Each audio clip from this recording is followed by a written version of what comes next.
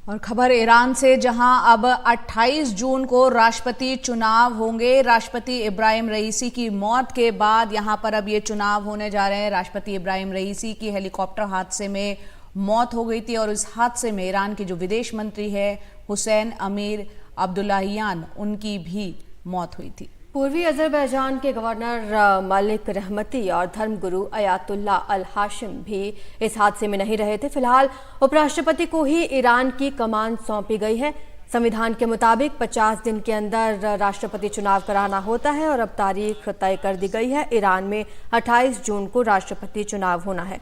हमारे सहयोगी उमा शंकर हमारे साथ जुड़ रहे हैं। उमा, 50 दिन का वक्त है लेकिन एक हफ्ते के अंदर चुनाव हो रहा है, इसे जल्दबाजी माना जा सकता है क्या?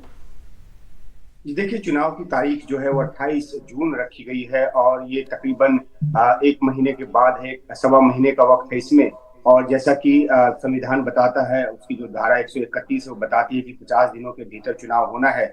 तो ईरान की सरकार के जो 3 ब्रांचों के जो मुखिया हैं वो 3 घंटे के भीतर, कल जब मौत की तस्दीक हो गई राष्ट्रपति रईसी की, उसके 3 घंटे के भीतर वो दूसरी बार मिले और वो तीनों जो है वो 28 जून की तारीख के लिए जो है वो रजामंद हो गए। जो मीटिंग हुई उसमें जो हेड ऑफ एग्जीक्यूटिव ब्रांच के जो हेड हैं मोहम्मद मुकबिर, वो शामिल हुए। पार्लियामेंट स्पीकर जो है मोहम्मद बागिर गालिबाफ शामिल हुए और जुडिशरी जो चीफ हैं गुलाब हुसैन मोहसेनी, इन तीनों ने मिलकर फैसला लिया। बाकी अधिकारी भी इस मीटिंग में मौजूद थे।